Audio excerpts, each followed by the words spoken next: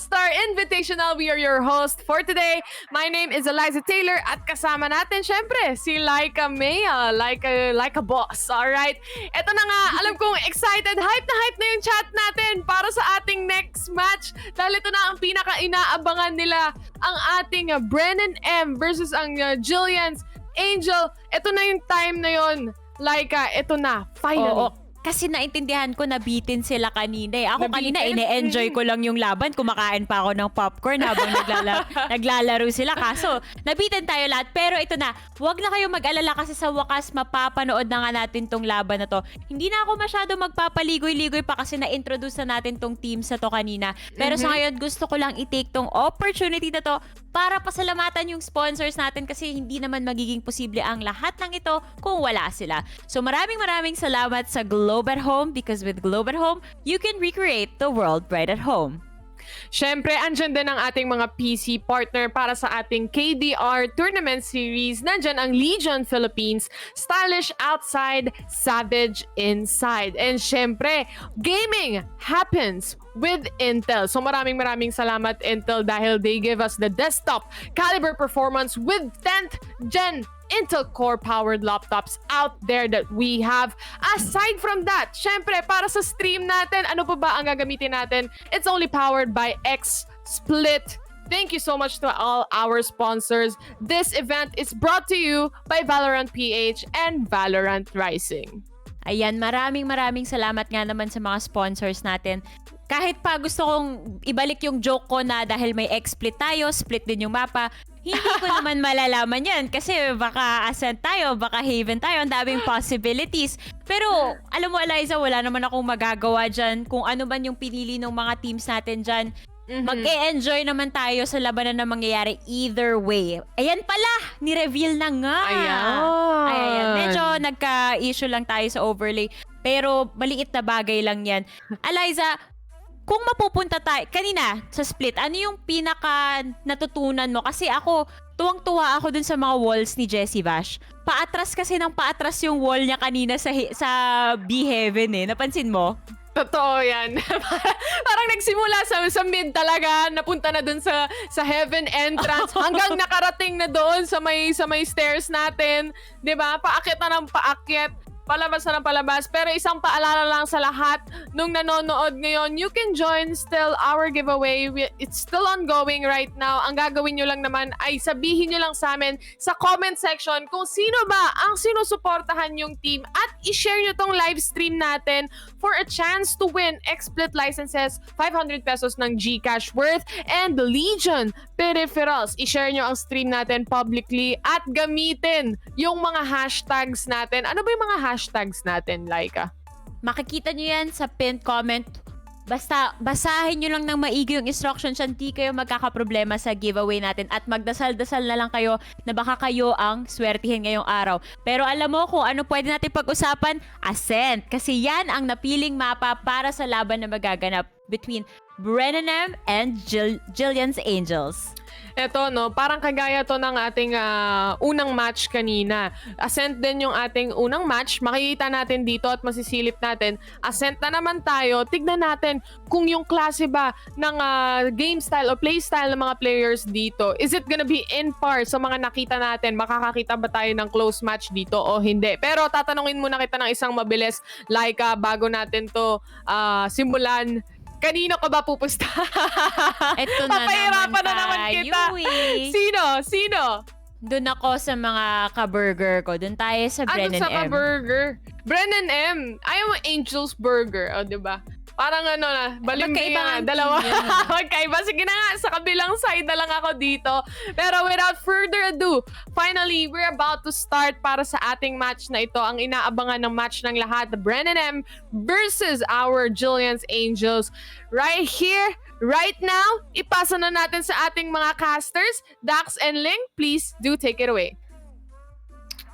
Thank you there, Taylor. And welcome back, ladies and gentlemen. Take 2 na ng matchup na ito. 2-0, syempre, from what we saw from a while ago. Pero did you see that, Ling? This game has not only broken records, has not only broken electricity, it has even broken takbo. Nakita mo kanina, I was like, uy, okay talaga mga host natin, ang gagaling na. Biglang nasira na lang lahat. Everything is falling apart here dahil sa match na ito. Parang sinasabi na, hindi natin ito mapupatutuloy. But no, it is finally gonna be time for BREN and Jillian's Angels to do battle. Of course, final gonna be time para makapaglaro ng mga players natin ngayong gabi. There's gonna be a lot more to expect. And of course, we're gonna be coming out from one of the most famous mga teams na makikita natin just in a bit. We're gonna be seeing Berg. Nako, nakikita ko talaga sa comment section. Everyone is basically flooding chat. Saan ba talaga tayo root for? But I'm honestly, pretty much, nakikita ko, it's gonna be a crowd favorite coming out from BREN. And I really do hope that they're gonna be giving us a really good match. Kung saan ba talaga pupunta or ang inyong support or ang inyong favor for tonight. I really do hope that everyone that's not gonna be, bawal tayo maging toxic dyan. This is gonna be a huge game. But then again, we're here to enjoy the matches. And of course, it's 25,000 pesos lang naman at stake. Whoever's gonna be winning this best of one is gonna be proceeding on towards the game. But seems like here, looking at their lineup, double duelist na ilalabas dito. Berg, mukhang gagamitin nila nga ang Phoenix ngayong gabi. EJ, coming out from Team Hashira, mukhang a pretty promising jet play na makikita natin.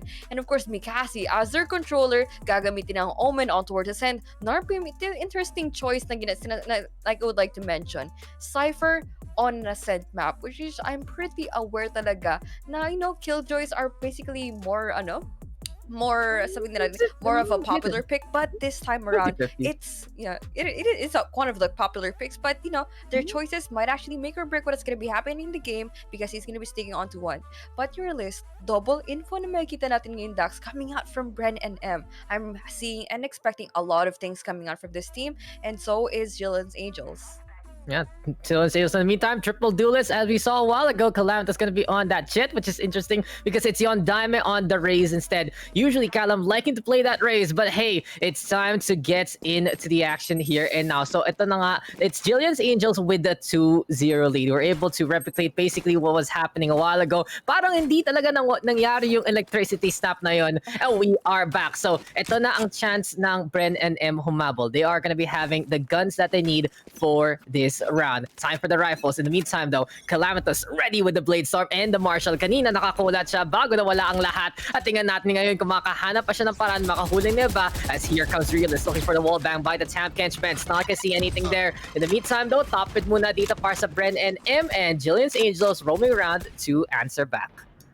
Roaming around to answer back. I mean, it seems like a pretty cheeky angle and position na makikita natin from the Omen playing on towards Wine. But of course, the drone play is going to be coming up to point. Yondan may be fully aware kung ano mangyayari dito with the sofa na makikita natin just around the close cubby. That's going to be pretty bad news if you're going to be deciding to even contest for that angle, because the follow-up coming up from the teammate, fully on, going for the aggression on towards cubby, could possibly enough to get the frag. But so far, no one pa ang mababagsak on towards the defender side. It seems like they might actually go in for more info here so far onto the game before they fully aggress and commit towards any part of the site.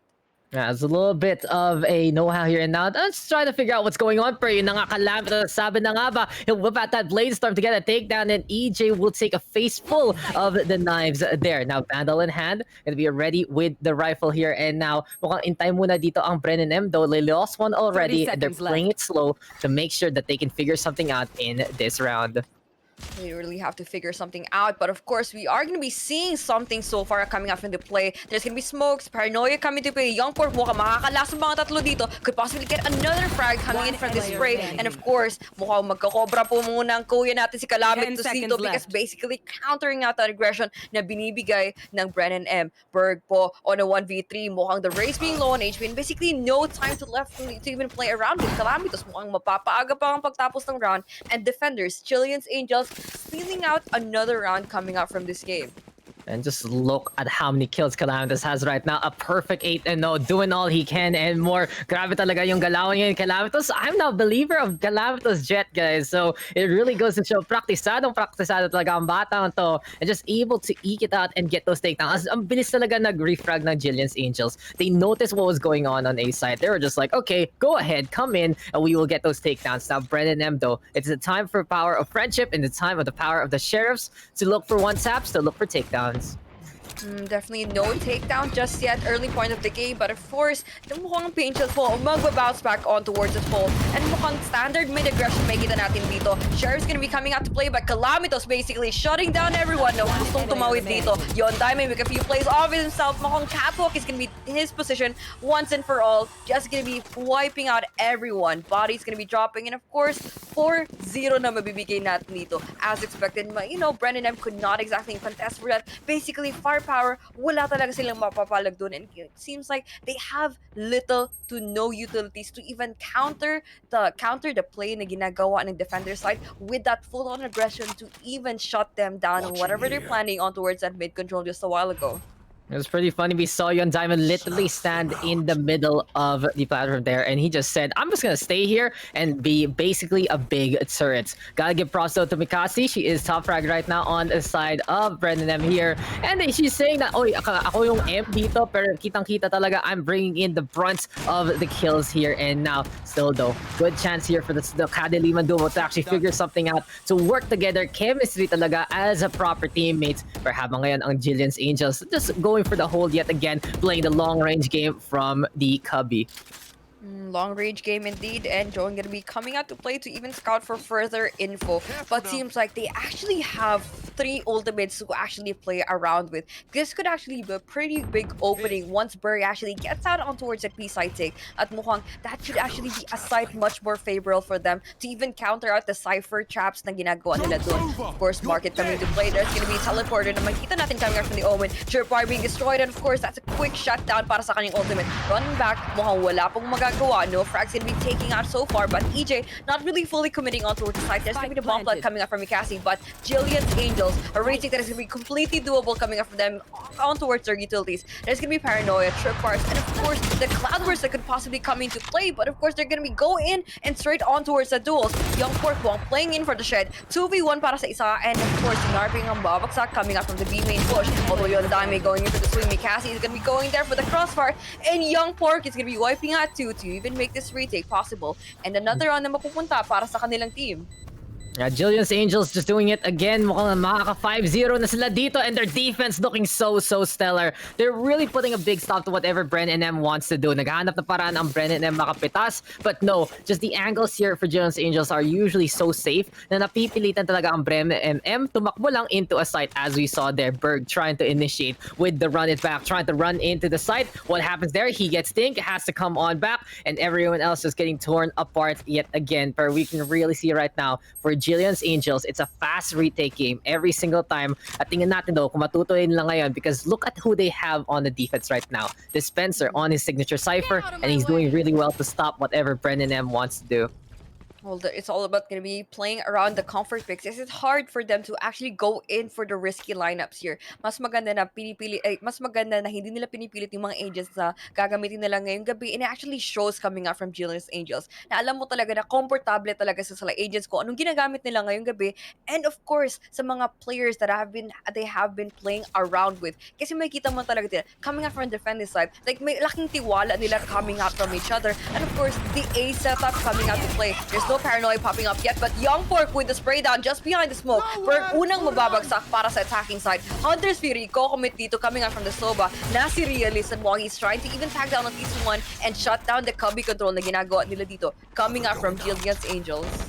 And there we have it, Young Pork playing by the door. Good spray a while ago to actually get a takedown. And BREN and M, yung problema ngayon ng BREN and M, kanina na nga na mag-set up sila sa site, pero mapapaback off na naman sila. At look at this, look at how much of a stall Jillian's Angels is doing against the attacking squadron. 2 down there for BREN and M, 1 down for Jillian's Angels, but they are all set up. They've rotated over to A side, and right now it's up to the Omen and Mikasi to try and figure out where to go. But Realist with the stinger in hand, huli si Yon Diamond dyan, tama na yan! Young Pork though in the meantime, with the 3K so far, he changed his angle from the door to the other side. But Mikasi again showing us how it's done. This is just Fempital really into work. Si Narpim daw 10 naghahanap na seconds parang left. makadapit na generator dito. Ayan na si Nakagami. Si Jillian makakapatay kay Narpim dyan. But Mikasi with the ring frag drop down to Dispenser. And just the patience game talaga for Dispenser. He can really see he's taking this all too seriously and saying that I am just here to play my usual game. Playing his usual game, indeed. Because kung makita natin dito, he's basically more than enough to even go in for that defense all on his own on a 1v2. Although, mukhang napipilitan sila to even go in because of the time pressure na bibigay sa kanila, to even go in for the spike land on towards the front. And this is where doon talaga sila nadali. Parang ang hirap for them to actually contest for the sites coming up from the attacking side. And it seems like doon, parang for duels alone, they're actually pretty reliable themselves. Pero makita talaga natin that the defending side are gonna be a little bit more smarter than this, na hindi talaga nila basta-basta na binibigay sa team na ito.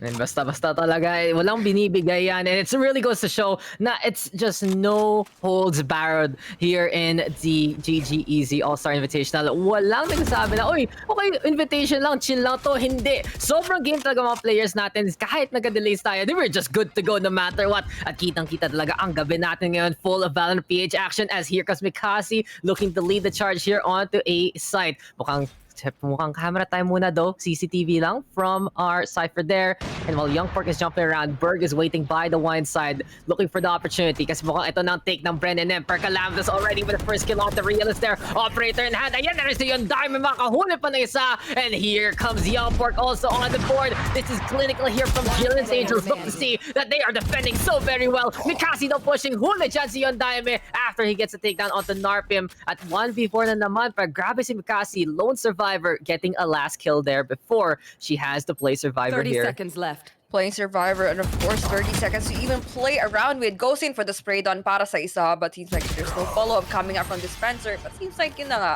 nag-aabang lang talaga tayo ng backstab. And yung isang napakasay na mabibigay naman around para sa Jillian's Angels.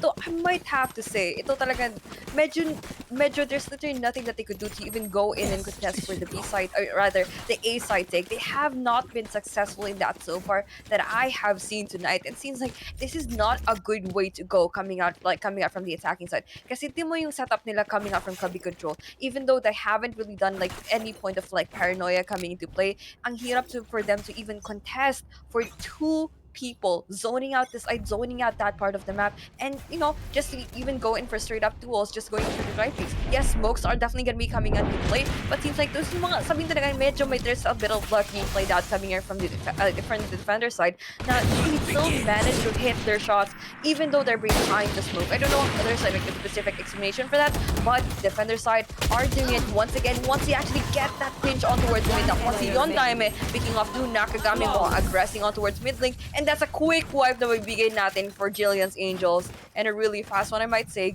putting this game on an 8-0. Sheriff round there for the side of BREN and Emperor. Masasabi ko lang sa'yo, Ling, it really is just how our players have evolved. Nakita natin kahit sa standard tournament na mas nakakahabol ang mga tao ng patay through the smoke. It's just because they're understanding the map more, they're understanding how the timers work, and alam na nila kung may tatakbo dyan, di alam na nila kung saan silang position makakapunta in the first place. So it really does allow these guys to get these kills through the smokes, and Jillian's Angels is showing us a masterclass on the defense. BREN and M though, naghahanap ng bawi, pero it's interesting na mukhang parang camera shy sila in a way. They aren't really bringing in their fullest strength so far, but this might be the round that they can turn it around. But Calamitous already stopping Mikasi in the tracks, but Berg gonna get the kill there onto Untitled. Sabi lang niya, ito muna dyan, gonna get that takedown, and time for the run it back. Kitang-kita talaga si Berg, naghanap ng pagaan at palaman para sa burger niya dito. Pasok muna sa bintana, hanap ng angulo dyan. Pero back to business, back to the oven. Spike though being planted onto a side by Narpim, and here we go with the two jets getting some trades. Dispenser though also on the board. Calamitous now with a Blade Storm, but it's 2v2 time. 2v2, Blade Storm coming in hand. Of course, the Dispenser po putting this one on a 1v2. Berg all on his own, puts out the curveball, but ang timing is not gonna be in their favor. A clean retake, I might add, coming out from Jillian. Angels for tonight. But seems like here, medyo nahihirapan sila dito. Honestly, ang rami nilang kinumit coming out of that. Execute, might have to say, with Berg leading up to the charge. I mean, frags are still gonna be doable. But you know, I really am expecting a lot more coming out from his teammates to even step up the game, like step up their games, to even catch up on what is happening on towards this game. Yes, they're trying to make the crossfires possible, trying to make the trades possible. Pero ang mahirap dito is that they haven't really, like, once they actually gone for the objective once and for all, parang nahihirapan sila to even go and set up themselves for the post-storm situation, given that Jillian's Angels are applying so much pressure in them, given the limited amount of time kasi sa early rotations na binibigay nila, to even not let anyone put it on towards their power positions, even for the later part of the round.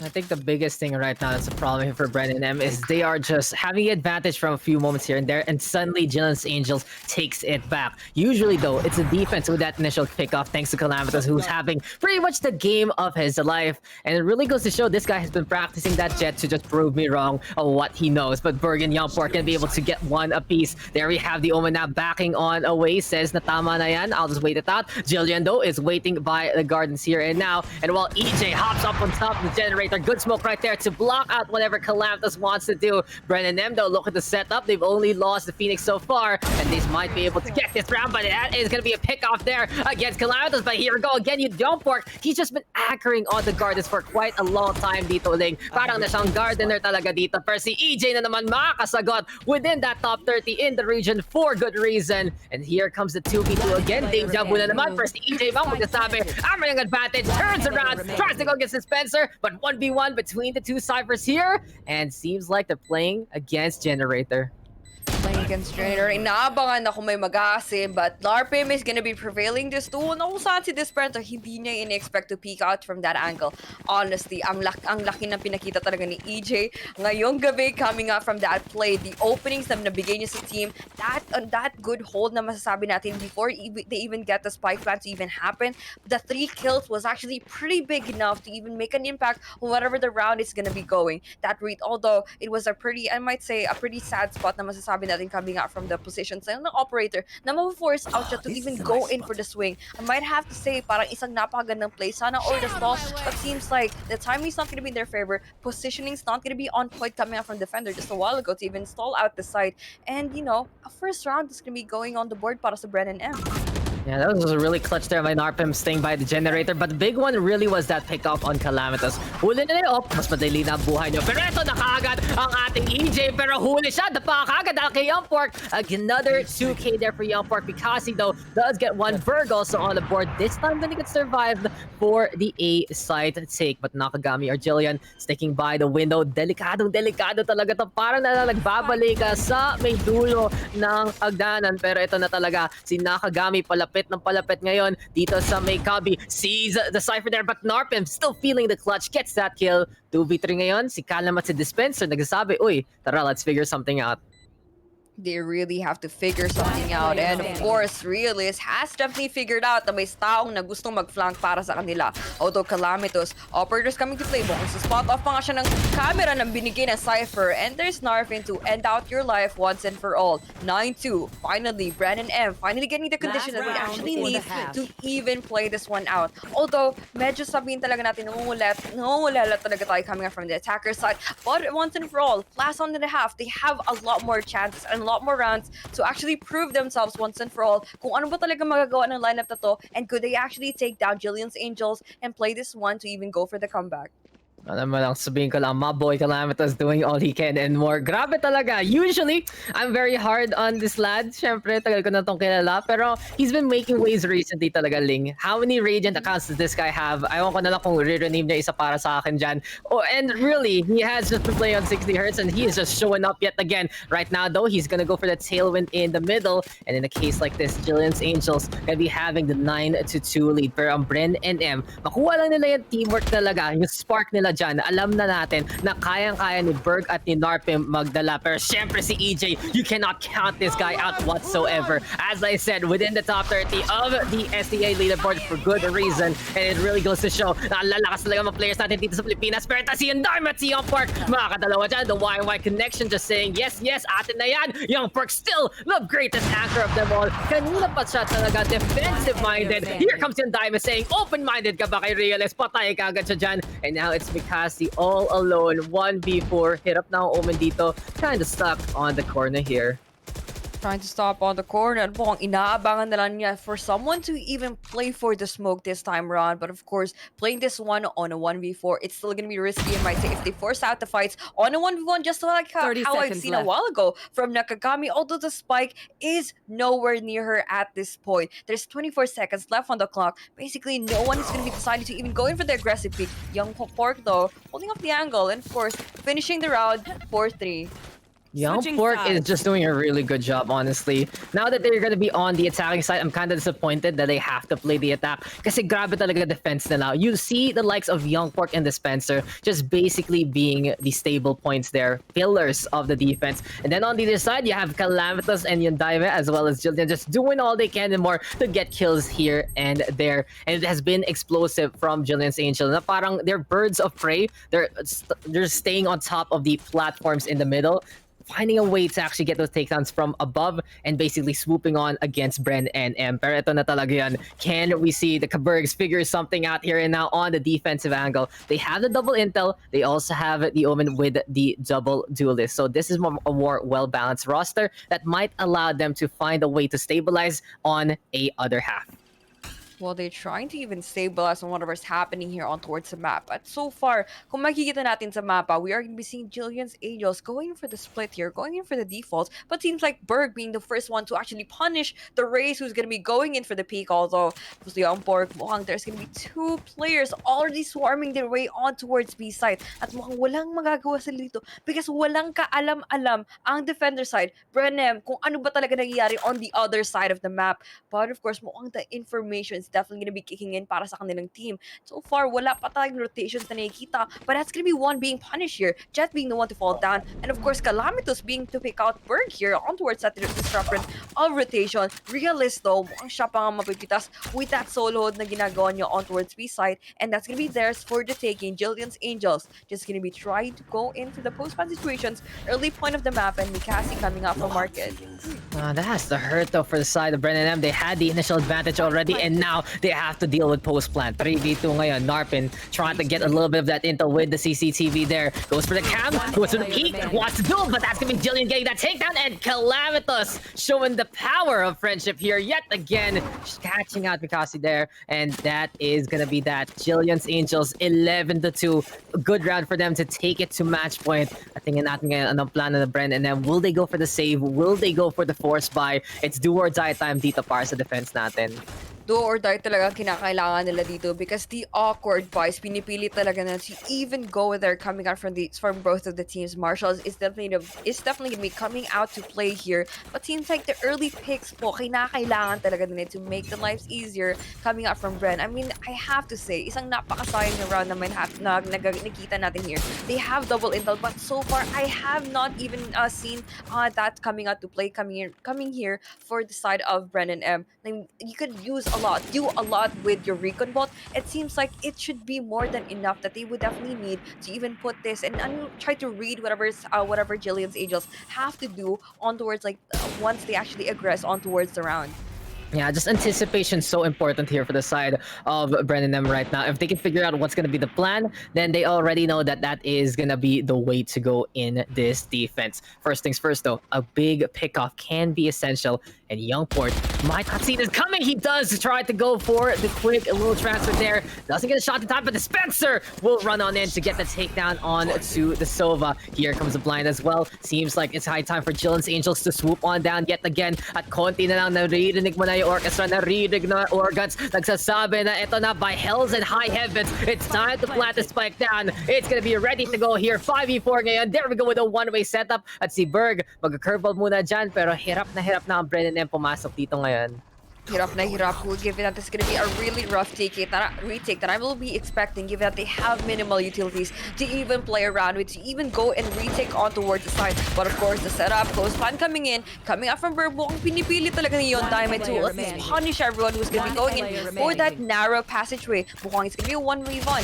Of course, Phoenix against Raze, Yon Diamond, mukhang si Berg po ang magtatapos ng buhay mo, and of course, making this round possible, putting this out on 11-3 para sa kanilang round. But I might have to say, ang raming nawala in terms of their economy so far in this game, and seems like it's really something, it's a really crucial round that they really should be winning so far. Berg just went Super Saiyan there basically. Sabi niya, guys, na-feel ko, mga fans ko, ayaw nilang patalo ko ngayon. Hindi tama na magiging match point na sila. And just what a clutch that was, going over to the site itself, getting every single kill that he needed to stay alive. And that swings things back in favor of Brennan, and Berg right now is just really carrying his weight and more with that clutch. He had a very slow start though. And right now, if he wants to make it up to everyone, including his team, well, it's high time to do it here and now with a starting point like that. Brennan M with the advantage thanks to Berg there. At tingnan natin ngayon kung ang Jillian's Angels ay makakatapat gamit lang ng mga pistols nila, because it's time for the Blaze Storm here from Calamitous. We saw the damage it did all the way back in the third round, and we'll see now if it can do the same as EJ decides to go for the push. Sees the omen there, but Yompark actually gonna get the takedown. What happened to EJ, as that's a free gun here, and Realist will be able to answer back in time, protecting the gun so far. Not really letting anyone to go in for that one take dito, but seems like Realist is not gonna be prevailing, or sabihin talaga natin, pipilitin yung duels coming out of that. He definitely has minimal utilities to play around with. It seems like it's the smartest thing to do here so far is not let anyone further even get the openings na kinakailangan nila to even put Bren and M into further disadvantage in terms of their manpower. But Nakagami though is gonna be all on his own to even go in for the mid control, but seems like he might actually go in and aggress towards Kabi with little to nothing to contest coming out from the defender's side. But they might actually caught anyone off guard here, because 30 seconds left.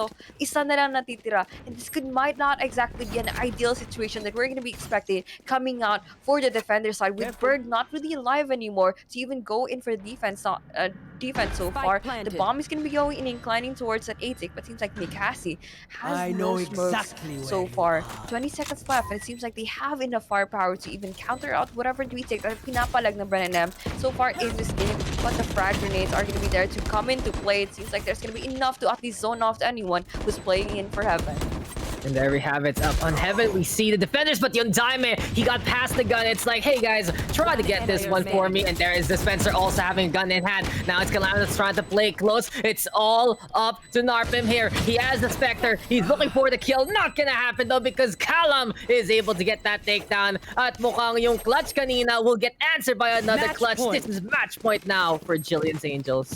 Match point for Jillian's Angels, at mapipilitan talaga ang Brennan M to go in for the first buy dito. Spectre's coming out to play, but EJ is gonna be sticking this one out with his Sheriff. I've seen a lot of plays that have been circulating around this gun, but I really do hope that the shots do count this time around, because for Jillian's Angels, parang ang marami nilang pwede ipapalag dito, given that they have the full kit. Dispenser making an opening for the team, and mid control is fully on towards the taking para sa attacking side this time around. Yeah, there we have it again, though, as we will be seeing a bit of that intel, a bit of those darts there from the Sova. And speaking of intel, we already see the double intel composition there from the side of Brennan, and they're trying to use that. And of course, this is brought to you by Intel. Gaming happens with Intel, and right now we're seeing some amazing gaming so far from both teams. But Jillian's Angels, this time though, they are looking to figure out how to make this match point happen. They're not looking into Intel, they're looking into the gunplay. And Dispenser, seeing Berg there, denying him yet again. And here we go right now. Narpim gonna be moving on around. Dispenser moving on to the site itself. And overall, Jillian's Angel says, we'll plant the flag here. We're looking to dominate in the GG Easy All-Star Invitational. Narpim now all alone. Can he go for the panel or chat to stay alive? He goes for the kill on the Yumport. Still 4 more to go. It's time for the Cypher games right now para kay Narpim. Pero yun ay spam. May blast back pa dyan at sasabog ang Brennan M dyan para manalo ang Jillian's Angels. Dominant performance from them. 13-3 to take it. definitely theirs for the taking. Finishing this game on a 12-3, isang napakagandang pasabog na naibigay ng Team Jillian's Angels so far on towards their attacking and of course our defending side. I might have to say I'm not disappointed on how this team actually played around each other. Ay makikita mo talaga the players themselves are definitely skilled, and of course we're not gonna be expecting less kasi this is a GGEC All-Star Invitational. They're not just gonna be stars on their streams but also for tonight's tournament also 25,000 pesos na it's not gonna be taken lightly for both of them. Binigyan na nilang lahat, and of course sabihin talaga natin larong-laro talaga sila lahat Daks. They are. These guys, as I said before, I thought this was gonna be a chill tournament. No, this is some really, really hardcore stuff from our teams. Kitang-kita talaga na parang praktisado talaga tong Jillian's Angels na to. They figured out works for them. They got Dispenser, just like, Dispenser, can you play Cypher? Tapos sabi niya, okay, tara, let's win 25k. Kitang-kita talaga na sobrang competitive ng ating Jillian's Angels squad that they have been able to really bring up their game to the next level. Calamitous impressing me with that Jet. Di ko talaga na-expect na mag-pop up siya dun sa Jet mismo. Pero parang yung defense talaga na between Dispenser and Young Pork, the two pillars of staying alive, parang naglagay ka ng casa wall sa harap mo at wala nang magagawa dun at BREN and M. They were able to do a few clutches here and there, but overall, every single advantage BREN and M could get was just answered by the side of Jillian's Angels out of nowhere. Ang bilis na mag-play for retake. Ang bilis nila mag-collapse on site. And with that lead from the defense, alam na that the writing was on the wall, even though we saw an amazing clutch there from Berg, as well as a few instances there from Narpim and the rest of the crew. We saw like EJ doing some stuff, and it really was still though the side of the Angels making it happen. And the score doesn't lie, man. It's just ang laki talaga eh. Ang laki talaga nung nagawa nila ng first half na yun din. Ang laki talaga nagawa nila for the first half with little to nothing na masasagot ang mga BREN and M coming out from the place na ginagawa from defending side. I mean, I might have to say, rotations were on point. Ang ganda ng mga retakes. They're basically playing around each other as if they already know what to do and as if matagal na sila naglalaro. Parang matagal na sila magkakilala. Parang they know when, where, how to do it. They don't have to discuss it. Let's just play around each other and act like as if we're like a 5-man team, like a legit 5-man team. And pinakita nila sa atin ngayong gabi, which is I'm not disappointed at all. Absolutely. Pretty good stuff from both teams, but in the end, you can see just a bit more of an edge to the other dahil lang sa defense nila, just looking so good. Pag masabi mo talaga Ling pati nga man Jillian's Angels, you already know that they are a force to be reckoned with. Basta nasa defense side sila especially. Nakakatakot talaga parang wala nang galawan, no? Wala talagang magagalaw, especially when you have Dispenser on your side. Ang hirap talaga papasukan yung mga Cypher traps. Basically, his setup once and for all. Basically, any side that's gonna be there, like his for the taking. My God, parang kung tutusin, just for like letting him play on his own, I mean, he's gonna be good. It's great. So now, what a great game that was. I'm glad that we were finally able to actually broadcast it. Mukhang hindi na nagharang ang ating kuryente ngayon. We are just good to go with the rest of the GGEZ All-Star Invitational. And with that being said, it's time to toss you back to our host, Hero, as well as Laika. Please take it away, ladies. GGEZ nga naman, Daks and Ling. Maraming salamat. And ito guys, dito natin makikita kung sino yung mga larong-laro na. Imagine mo, from the first two matches that we saw, sobrang dikit, sobrang habol yung laban. And then ngayon naman sila Dispenser, sabi nila, we're gonna dominate this game. Ayaw na naming pahirapan yung sarili namin. Dahil may momentum kami, dahil praktisado kami, itutuloy na namin tong mga panalo namin, yung gameplay namin, full force, walang atrasan. So anong masasabi mo dito, Taylor? Landslide! One word only. It was a landslide para sa side dito ng BREN and M, no? Jillian's Angels getting that 13-3 score para sa kanila, no? Hindi natin nakita dito yung dikit na laban. It was a one-sided match, basically. Calamitous just showcased his talent all throughout the tournament or that game. The awkward buys, sabi nga ni Ling kanina, the awkward buys from BREN and M dahil nga pinipilit nila yung mga buy na yon para sa kanilang eco round sana. And Sova also being picked off agad dating sa B main natin. Once na natanggal na kasi siya doon napalayas na sa B main, wala nang kumbaga yung retake is nade-delay. Nakita natin kanina, naka-closed off o naka-shut off yung doors sa ating sa market natin. So, yung retake, kumbaga, ang layo-layo pa, malayo-layo pa. Nag-iisa lang si Sova nung time na yon. But still, Berg managed to get the clutch on that round. But still, that wasn't enough para manalo dito ang BREN and M o kahit makahabol man lang sila. And I think that was a GG. Well played.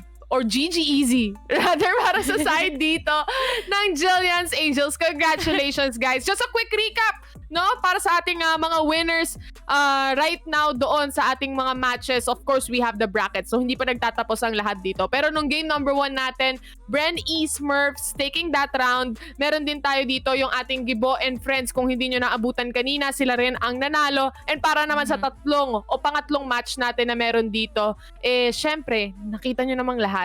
It was a landslide in favor of Jillian's Angels. Napakatindi. Meron pa tayong isang match bago tayo mag-proceed sa susunod na mga pa natin, sa semis natin. Mamaya maglalaban yung Wolfpack saka yung Going Bulilit. Alam ko excited na excited si Eliza dyan. Kahit alam naman natin lahat, ako naman talaga yung bulilit dito. Wow. Hindi, pero alam mo Eliza, dun sa huling laban na nakita natin, gusto ko lang i-comment si Dispenser. Kasi sobrang bait niya ngayon. Behave si Dispenser. Alam mo ba, nababasa ko nga sa comments kanina, sabi ba naman, waiting for Dispenser's tactical crouch. Tactical crouch pala yung tawag doon. Iba kasi yung alam ko doon Pero tactical crouch pala ang tawag doon. Isang mabilisang shoutouts lang para sa ating mga viewers na nanonood. Alam kong sumusuporta. Nag-peak tayo kanina ng 3.5k viewers. Grabe yun ha. Maraming salamat sa inyong lahat na nanonood sa ating Facebook Live at sa ating Twitch. Maraming salamat sa inyo. Andre, isang mabilis lang. Kung hindi ko masabi ang pangalan nyo, sana wag sumama ang loob nyo. Mabilis ang ating mga comment dito. Sina El, Andre, si Gian, si Brave, si Trisha Tan, si Shang. Nanonood siya ngayon, no? Nagre-ready lang sila at nag-aantay para sa susunod na match nila. Si Jeff, andyan din si Ayman, si Levi, si Rovic. Maraming salamat sa inyo and continue supporting our teams dahil pwede silang manalo na sa ating giveaway dito, Laika, di ba? Ako rin, gusto ko rin magbigay ng ilang shoutouts kasi kanina pa tong mga to nagre-request. Enjoy rin silang manood sa Twitch chat natin. So, James Hungko, welcome sa'yo. Shoutout para sa'yo kay Yumi, kay Pretty Boy Flaco. Ang dami pa nating mga chatters dyan. So, chat kayo. And, of course, isama nyo na rin yung official hashtags natin dito para manalo kayo ng prizes. Kasi marami tayong ipapamigay ngayon. Meron tayong Legion Peripherals, meron tayong Gcash, meron tayong XSplit licenses, but meron pa. Hindi lang yung mga yan, guys. Meron din tayong mga Legion jackets na ipapamigay kapag sinagutan nyo yung polls natin dito sa GG Easy All-Star Tournaments. Makikita nyo yan kasi paulit-ulit na inaakyat ng mga moderators natin yung post na yan. So, keep an eye out kasi malay nyo baka pag-uwi pa kayo ng jacket. Ayan, tama. Narinig nyo naman si Laika. Marami tayong pamimigay ngayong araw na ito. Pero syempre, Siyempre, hindi naman magiging posible ang lahat ng ito if it weren't for the help of our sponsors. So tuloy ko lang si Eliza, medyo naputol doon. Okay lang. Siyempre, ayan nga, no? Yun nga yung match natin mamaya, Going Bulilit versus Wolfpack. But before anything else, before we go on a break, maraming salamat sa ating mga sponsors dahil hindi mabubuo ang event na ito without you guys. Thank you so much, Globe at Home. With Globe at Home, you can recreate the world right at home. Siyempre, salamat din sa ating official PC partners, Legion Philippines, Stylish Outside, Savage Inside, pati na rin ang Intel. Gaming happens with Intel. Meron din tayong powered by XSplit and brought to you by Valorant PH and Valorant Rising. Ayan guys, alam kong excited na kayo sa ating susunod na laban. It's gonna be Wolfpack versus Going Bulilit. So don't go anywhere. 2020